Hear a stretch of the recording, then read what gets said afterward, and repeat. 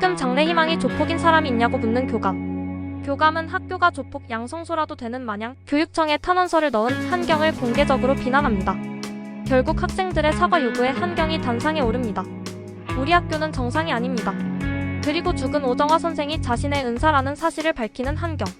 오정화는 과거 한경을 가르친 선생님이었습니다. 정화는 한경에게 임용고시에서 떨어지지 말라며 당부하고 얼마 안 돼서 유성공고에서 의문의 죽음을 맞이합니다. 이 학교를 정상으로 되돌려놓겠습니다. 상대가 누구든 상관없이.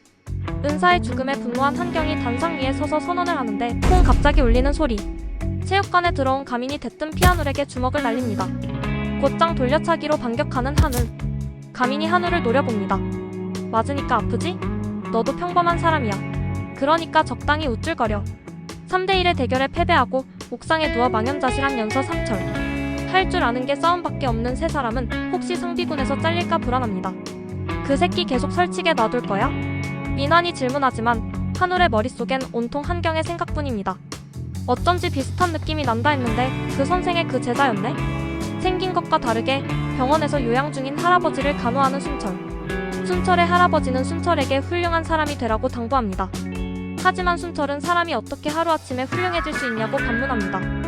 사람이 배움을 멈추는 순간 삶도 멈추는 거야. 그러면서 영단어장에 단어를 추가하는 할아버지. 아픈 할아버지도 배움을 멈추지 않고 토익을 공부합니다. 뭐야 너? 병원비 생각에 심란한 순철 앞에 가민이 나타납니다. 왜 그렇게 피아노한테 달려드나 했더니 그런 일이 있었구나. 그간의 오해를 푸는 두 사람. 순철은 가민의 어머니를 걱정하며 사과합니다. 근데 왜 피아노 말을 듣고 있는 거예요? 형도 공부하고 싶잖아요? 가민은 순철과 대결 중 바닥에 떨어진 단어장을 봤습니다. 나 고3이야. 순철은 피아노 옆에 있으면 YB건설에 들어갈 수 있다고 답합니다. 갑자기 울리는 전화. 울먹이는 대철의 목소리 뒤로 느껴지는 공포. 당장 숨어. 그 새끼들 떴어. 교육 담당? 응 나야. 하며 곧장 나타나는 연백파 상비군 교육 담당들. 갑자기 쫄아서 고개를 숙이며 인사하는 순철. 너 당장 어디 좀 가야겠다. 어디 가시는데요? 가민이 끼어들자 교육 담당이 눈을 부라리며 가민을 노려봅니다. 위기를 느낀 순철이 갑자기 돌변해 가민에게 꺼지라고 소리칩니다. 당황하는 가민.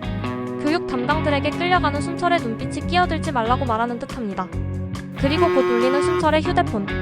가민이 순철의 할아버지의 토익 점수 채점을 합니다. 4개나 맞춘 할아버지. 가민은 할아버지가 자신보다 더 공부를 잘한다고 칭찬합니다. 공부가 재밌다는 할아버지는 가민에게 순철을 올바른 길로 인도하길 부탁합니다. 그리고 뉴스에 뜬 살인사건. 용의자로 김순철이 지목됩니다. 갑자기 한경과 함께 그룹실에 들어오는 경찰. 윤가민, 너 어저께 3학년 김순철 만났지? 가민은 경찰에게 순철이 연백파 조직원과 함께 나갔다고 말합니다. 걱정스런 눈빛으로 가민을 보는 한경. 세연은 희영과 함께 살인사건에 대해 조사해왔습니다. 그리고 브리핑하는데 결론은 성인 범죄에 고등학생들이 이용되고 있다는 사실. 이유는 미성년자라서 소년법이 적용된다는 것. 3년 정도 감옥에 갔다 와서 연백파 식구의 YB건설 직원까지 된다면 개꿀이겠죠. 연서 3철 중 한 명인 대철이 가민을 찾아와 순철은 살인범이 아니라고 합니다. 때마침 대철을 쫓던 교육 담당이 찾아와 대철을 걷어찹니다. 가민이 끼어들자 교육 담당이 그때 병원에서 봤던 못생긴 놈 아니냐고 비아냥댑니다. 아닌데요?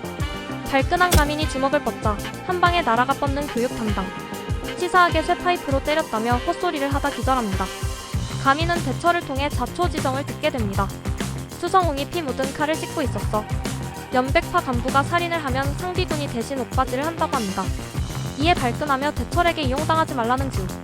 그치만 가민은 순철의 눈빛이 공부를 하고 싶은 눈빛이었다고 답합니다. 그 눈빛 때문에 모인 그룹원들. 이러면 믿을 수밖에 없다는 표정입니다. 하나같이 처음부터 순철을 믿었다며 갑자기 태도를 바꿉니다. 근데 그 칼 버릴 거면 안 씻지 않았을까? 그래서 살인에 이용된 칼을 찾기로 합의를 봅니다. 행동파인 가민과 지우, 이주는 YB건설 인재계 발언에 상비군 옷을 입고 침입합니다. 상비군에 여자가 있었나? 멍청한 경비들 덕에 다행히 들키지 않고 통과됩니다. 건물에 들어가자 우르르 모여있는 상비군들. 아니나 다를까 그들은 지금 통회 중입니다. 그곳에 망연자실한 표정으로 앉아있는 순철이 보입니다. 산속엔 데이트 중이던, 아니 후방 지원 중이던 희영과 세연이 드론을 조작해 건물 외부에서 내부를 살핍니다. 피아놀과 추성웅이 4층 사무실에 있는 것을 확인합니다. 얘들이 그냥 데이트만 하는 건 아니었나 봅니다. 비상계단을 나가려는 행동파 세 사람. 근데 피아놀과 미난, 추성훈 외 교육 담당이 비상계단으로 옵니다. 시겁한 지우가 왜 저것들이 엘베 놔두고 이쪽으로 오냐고 투덜거립니다. 알고 보니 엘베는 고장. 교육 담당이 옥상에서 들려오는 문소리를 듣습니다. 확인 차원에서 옥상으로 올라가는 교육 담당. 엿듣고 있던 지우가 승리의 미소를 짓습니다. 옥상이 아니라 2층이다 멍청한 놈들아. 그리고 뒤를 보는데 가민이 없습니다. 옥상 문을 열고 나오는 교육 담당 주변을 살핍니다. 가민은 옥상 문단간 위에 숨어 있습니다. 교육 담당이 나가자 난간에서 내려오는 가민. 그리고 당당히 옥상을 나가려는데 어라? 옥상 문에 락이 걸렸습니다. 상비군 총회에 나타난 피아놀 단상에 서서 순철을 부릅니다. 순철이 단상에 오르자 순철이 연백파의 식구가 됐다며 상비군들에게 선포합니다. 그리고 곧 경찰에 자수할 거라며 거금의 돈을 줍니다. 할아버지 병원비에 보태라는 말에 떨떠름한 표정으로 돈을 받는 순철. 상비군들이 박수를 치며 환호합니다. 그루번들은 왜 혼자 옥상에 올라가서 고립되냐고 가민을 나무랍니다. 마침 2층에 나타난 진짜 서유비. 이놈은 창고에서 테스트할 때 커터칼을 들고 있던 놈입니다. 이준이 자신이 맞겠다며 나서고 서유비 행세를 하던 지우는 범행 도구로 사용된 칼을 찾으러 갑니다. 이때 건물 앞에 형사가 나타납니다. 그 모습을 발견하고 가민에게 알리는 세영과 희원. 마침 지우는 사무실에서 살인사건에 사용된 칼을 찾아냅니다. 그런데 들려오는 발소리. 옥상에서 내려온 교육 담당이 사무실로 들어옵니다. 급히 책상 밑에 몸을 숨기는 지우. 발소리 점점 가까워지는데 보이는 전자발찌. 젠장. 이 새끼 성범죄자인가 봅니다. 긴장한 지우가 입을 틀어막습니다.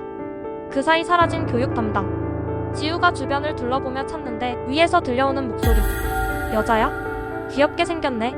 제가 사람을 죽였습니다. 순철의 자백에 환호하는 총회에 모인 상비군들. 그 모습을 형사가 보며 당황합니다. 콩! 콩! 그리고 옥상 문을 부수는 소리. 가민은 설마 괴물은 아니겠죠? 이상 드라뷰어였습니다. 가시기 전에 좋아요와 구독 부탁드립니다.